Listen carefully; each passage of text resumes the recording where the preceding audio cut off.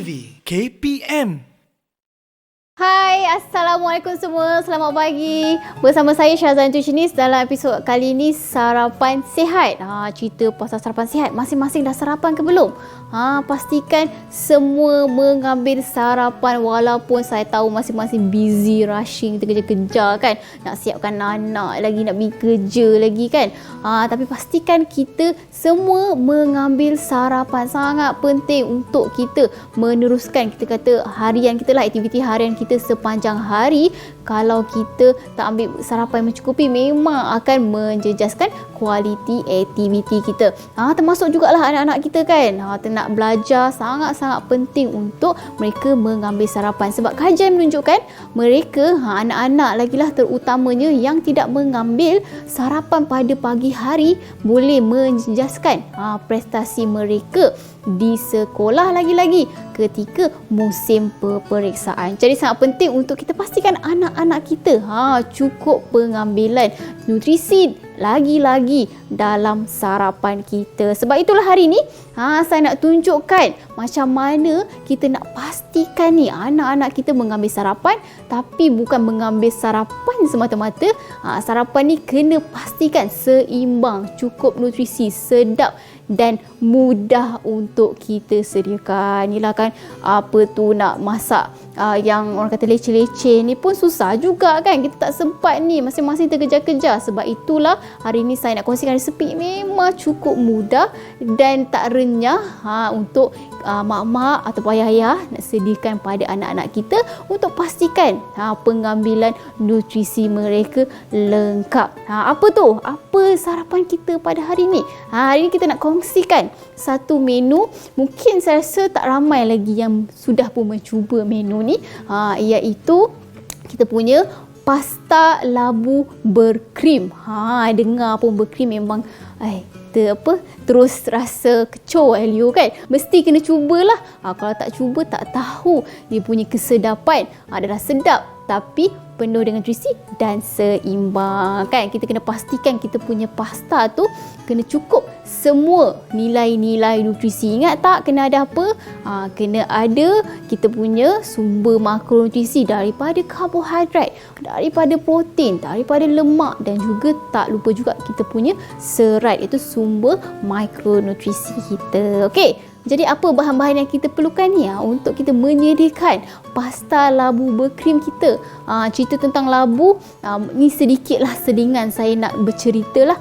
Labu ni mungkin ramai yang terlepas pandang. Kadang-kadang saya tengok dia mengambil secara berlebihan. Sebab ramai rata-rata pada kita ni memang ingat labu ni sejenis sayur. Ya betul, memang sejenis sayur. Tapi dia sejenis sayuran berkanji. Maksudnya dia sama kategori macam kentang, sama kategori macam ubi, sama kategori dengan nasi. Jadi tak boleh kita ambil banyak-banyak. Sebab itulah hari ni saya nak ajar, walaupun kita sediakan pasta pasta labu berkrim, tetapi kita boleh seimbangkan semua makronutrisi kita. Macam mana?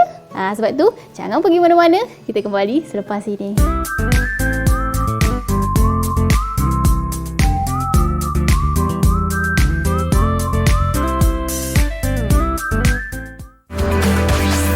Didik TV KPM. Didik TV KPM. Tadi kita dah cerita dah kan apa yang kita nak buat hari ni. Kita nak sediakan pasta labu berkrim. Dengar pun berkrim ni mesti automatik rasa macam sedapnya. Memang sedap dan penuh dengan nutrisi. Jadi apa bahan-bahan yang kita perlukan ni? Okey, dah nama dia pun pasta labu, kenalah ada labu. Mungkin ada yang tak berapa familiar, tak berapa dengarlah. Sebenarnya labu ni adalah sejenis karbohidrat. Kita kategorikan sebagai sayuran berkanji yang sama dengan kumpulan nasi, sama dengan kumpulan pasta.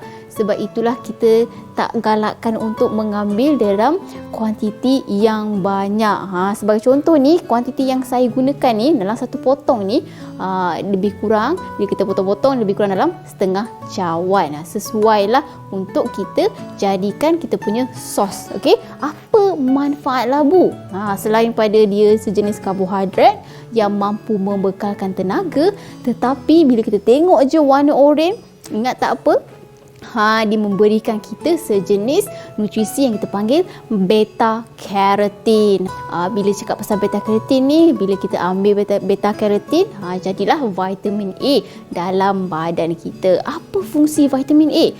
Vitamin A ni sangat-sangat penting untuk penglihatan kita, lagi-lagi kalau ada masalah rabun malam. Lagi-lagi kita ni memang sentiasa terdedah dengan gadget, dengan screen time dan sebagainya. Sangat penting memastikan keperluan vitamin A kita mencukupi. Selain pada vitamin A, dia juga mempunyai antioksidan yang dipanggil lutein dan zeaxanthin. Apa benda tu? Okay, lutein dan zeaxanthin ni sangat penting juga untuk retina mata kita. Senang cerita, ya, labu ni memang bagus sangat untuk penglihatan kita. Okay, selain pada tu, dia pun mempunyai serat. Berbanding, kalau kita bandingkanlah kan, kita ada banyak jenis karbohidrat, tetapi labu ni antara nak kata karbohidrat yang mempunyai serat yang tinggi. Bila cerita pasal serat, secara tak langsung dia akan membuatkan kita rasa kenyang dengan lebih lama. Kalau kita bandingkanlah, kalau kita makan karbohidrat yang biasa kan, contohnya dengan nasi saja, kita boleh bandingkan, kita akan rasa kenyang lebih cepat jika kita mengambil labu ataupun jenis karbohidrat yang tinggi dengan serat. Okey, bila cerita pasal karbohidrat, selain daripada labu, kita juga ada karbohidrat daripada pasta. Okey, disebabkan kita dah ada keperluan karbohidrat daripada labu, kita kurangkan sedikit. Kalau kita punya pasta ni lebih kurang dalam setengah cawan, so tambah ni setengah cawan, tambah labu setengah cawan, dapatlah satu cawan, mencukupilah keperluan karbohidrat untuk seorang makan. Okey, ni tak kisahlah masing-masing punya cita rasa. Ada yang nak guna spaghetti lah, ada nak guna makaroni lah macam saya gunakan hari ni kan, fettuccine lah, tak kisah. Okey, dari sudut kalori sebenarnya lebih kurang sama sahaja. Okey, dan seterusnya kita dah ada karbohidrat, kita kena ada apa lagi selain pada karbohidrat? Kita kena ada protein. Dan pilihan protein kita pada hari ni adalah ayam. Okey, ni bergantunglah, ada nak daging ke kan, tak ada masalah asalkan ada pengambilan protein. Dan sudah tentu saya memang akan gunakan ayam bahagian dada, bukan sahaja sebab dia main isi lah, tapi kerana dia tinggi dengan nilai protein dan rendah dengan lemak berbanding dengan bahagian-bahagian lain. Okey, lepas tu dah ada kita punya karbohidrat, dah ada protein, tapi hari ni kita ada additional, ya, kita ada tambahan susu. Susu ni yang menariknya dia ada ketiga-tiga jenis makronutrisi. Ya, dia ada karbohidrat, dia ada protein, dia ada lemak dan dia ada kalsium. Sebab itulah kadang-kadang tu ramai yang cakap saya tak sempat lah nak sarapan dan sebagainya. Ya, saya nak kata paling ringkas pun lah, ya, cuba mengambil segelas susu kerana dia mengandungi kesemua nutrisi. Cumanya lagi baik kalau kita tambahlah buah-buahan kan, dapatlah serat dekat situ. Okey, jadi untuk anak-anak kita bila cerita pasal kalsium ni, memang sangat penting untuk mengambil keperluan kalsium yang mencukupi. Resepi ni sangat sesuai kalau anak-anak yang jenis orang kata tak nak minum susu. Tapi secara tak langsung dia minum susu tu dalam dia punya menu kita pada hari ini. Okey, lebih kurang kita perlukan satu hari, ya, 1 hingga 3 gelas susu lah, ataupun 1 hingga 3 saiz hidangan keperluan untuk mencukupkan keperluan kalsium. Tapi hari ni yang ni hanya untuk sebagai kuah, ya, kita punya creamy tu, yang berkrim tu datang daripada susu ni lah, dan kita memang pilih susu penuh krim berbanding dengan susu lain. Sebab untuk anak-anak kita memang kita galakkan susu jenis ini berbanding dengan susu lain kerana dia mengandungi nutrisi yang lebih lengkap berbanding dengan susu rendah lemak, susu segar dan susu skim.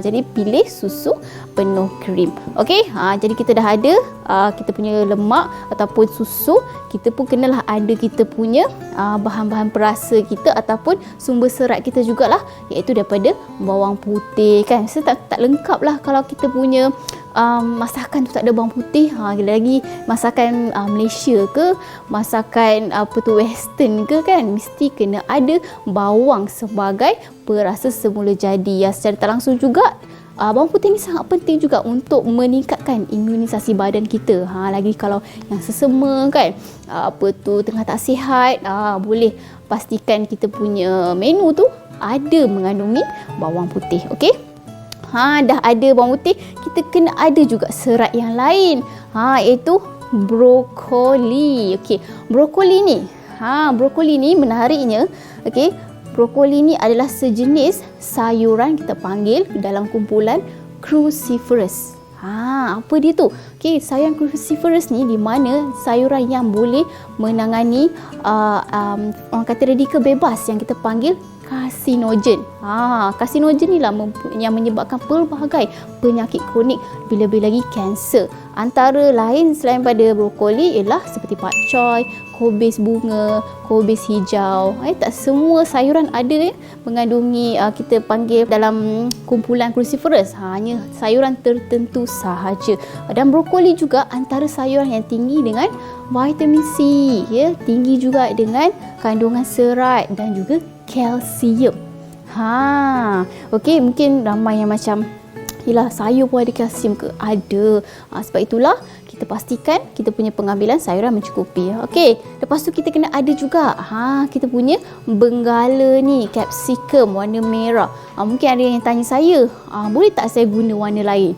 Kan? Boleh tak warna hijau ke, warna kuning ke? Okey, sebenarnya boleh, tak ada masalah. Tetapi dari segi sudut nutrisi, yang warna merah ni lah yang paling tinggi dengan kandungan nutrisi dan yang paling manis.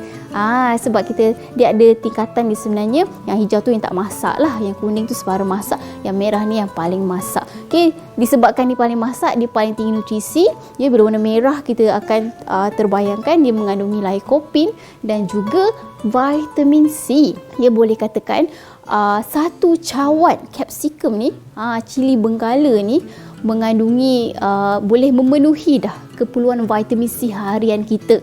Berapa banyak vitamin C harian yang kita perlukan? Lebih kurang 70 mg sahaja. Tak perlu nak orang kata berlebihan, dah cukup dah kalau kita tiada masalah kesihatan. Okey, apa fungsi vitamin C ni? Bila cakap pasal vitamin C ni, saya rasa ramai memang dah tahulah vitamin C je imunisasi badan kan. Vitamin C je bagus untuk, even saya tengok bila wabak pandemik COVID-19 ni makin meningkat, ramai mula memberi saranan supaya kita mengambil vitamin C lagi-lagi daripada makanan tambahan ataupun suplemen. Tapi sebenarnya tak perlulah kalau pengambilan vitamin C harian kita dalam diet tu sendiri yang lagi penting dan penyerapan dia lebih baik berbanding dengan suplemen. Okey, jadi sebab apa?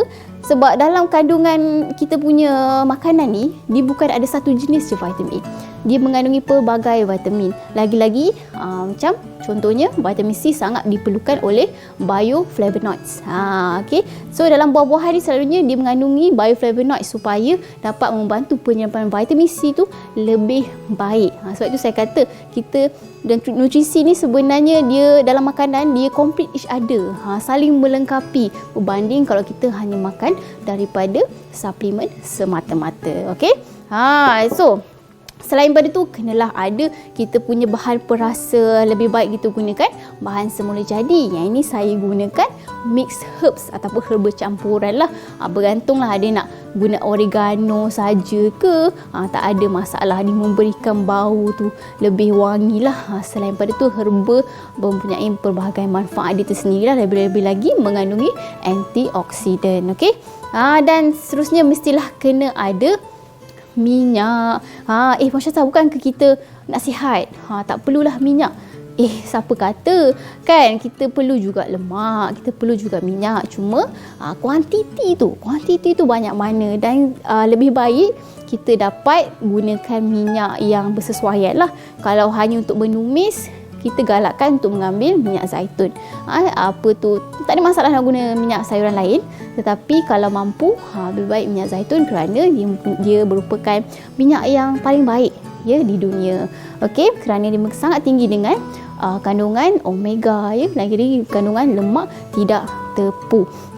Okey, dan last sekali kenalah ada garam. Sihat macam mana pun kita perlu ada garam. Janganlah sampai tak ambil garam langsung. Perlu ambil. Badan kita sebenarnya perlukan garam. Cuma kuantiti tu dalam satu sudu teh sahaja satu hari. Tapi yang penting jaga kuantiti. Itu yang paling penting sekali. Okey, so inilah kesemua bahan-bahan yang kita perlukan. Jadi macam mana kita nak buat pasta kita ni? Jom saya tunjukkan.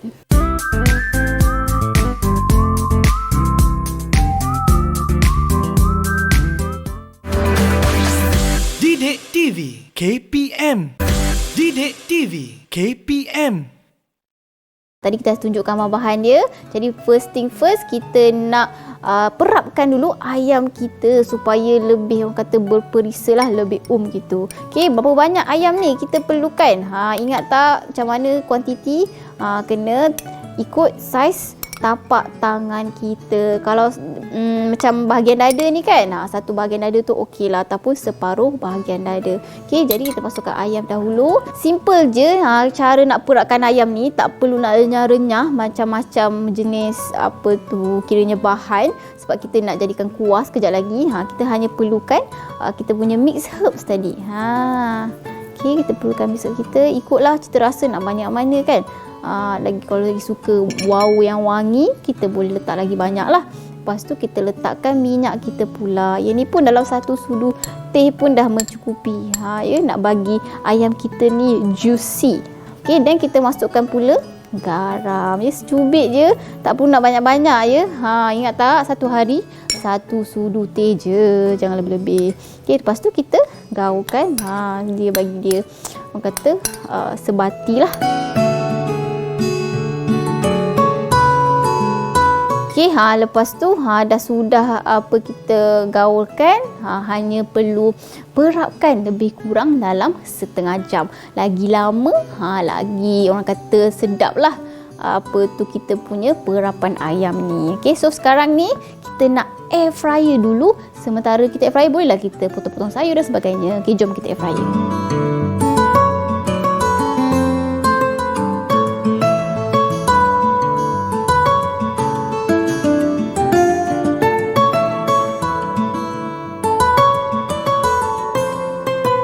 Jadi kita sementara nak tunggu ayam kita masak, kita potong dulu sayur-sayuran kita. Okey, capsicum ni kalau ada orang yang rajin kan menanam, dia boleh ambil biji-biji dia ni, lepas tu boleh tanam tau. Kita ini ikut masing-masing punya cita rasa, cara orang kata potong, tapi saya biasanya potong dadu lah.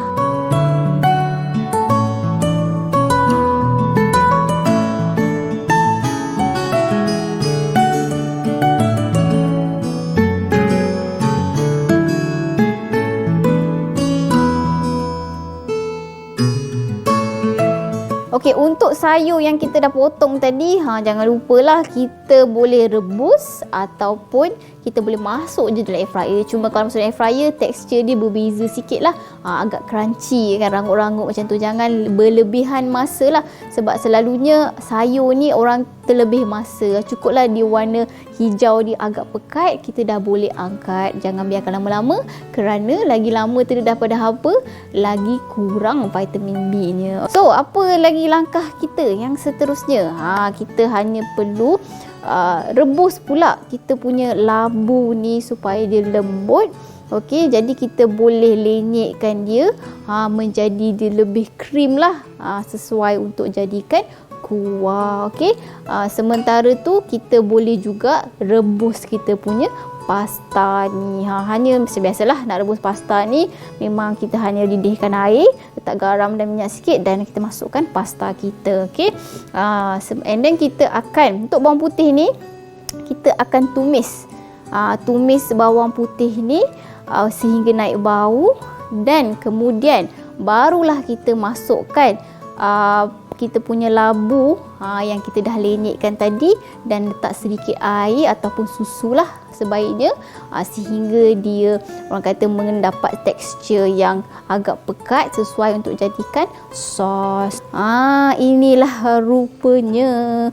Memang kalau anak-anak kita suka cheese lah, sukakan cheese, saya rasa mereka akan sukakan pasta ni, sebab dia punya warna dan tekstur dia macam cheese tapi dia lebih manis dan juga berlemak. Yang pastinya dia manis tu manis labu lah secara semula jadi. Okey, jadi inilah ayam kita yang kita dah bawa keluar pada air fryer tu. Bau dia memang mengancam. Okey, tengok dia punya portion kalau untuk seorang makan lebih kurang dalam saiz satu tapak tangan. Kalau saya ni dah terlebih lah, bergantung kepada tapak tangan masing-masing. Okey, kita ada karbo kita. Okey, karbo kita, ingat tak, makaroni kita hanya ambil dalam lebih kurang separuh cawan saja untuk seorang makan. Okey, jadi kita letakkan dulu, kita ukur dulu.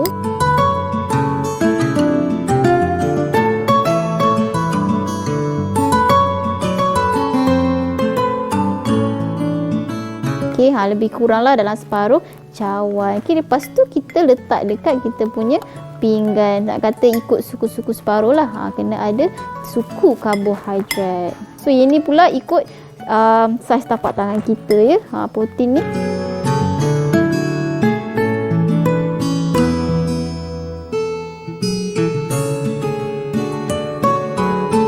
Lepas tu barulah last sekali kita punya keperluan serat tadi, jangan dilupakan.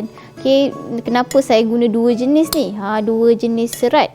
Sebab ingat tak, lagi banyak warna dalam kita punya masakan lagi baik, sebab setiap warna mengandungi nutrisi yang berbeza. Agak-agak dah macam separuh pinggan kan, baru nampak suku-suku separuh. Okey, untuk sos kita punya sos labu ni, sos labu berkrim ni, kita dah pun sukat labu tu pada awal-awal, iaitu separuh cawan. Jadi tak perlu nak sukat lagi dah lah. Inilah banyak ni lah kita boleh mengambil sos dia. Okey, memang cukup lengkap, cukup bernutrisi dan pastinya mengenyangkan. Nak tuang terus pun tak ada masalah. Ini sebab saya nak tunjukkan lah kan, nampak portion suku-suku separuh tu, barulah dapat idea berapa banyak yang perlu kita ambil setiap kali makan.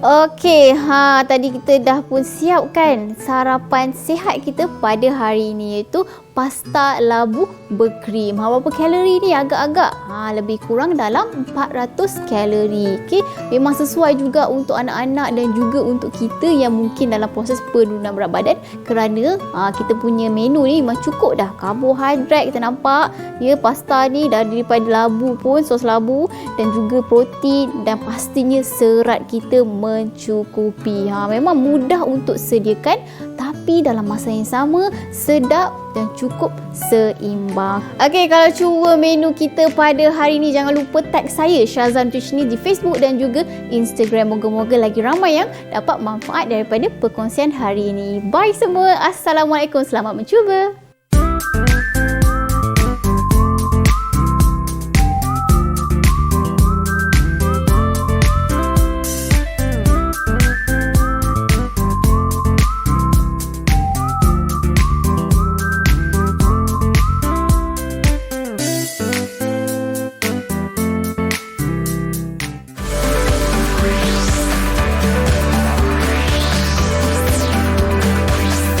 Didik TV KPM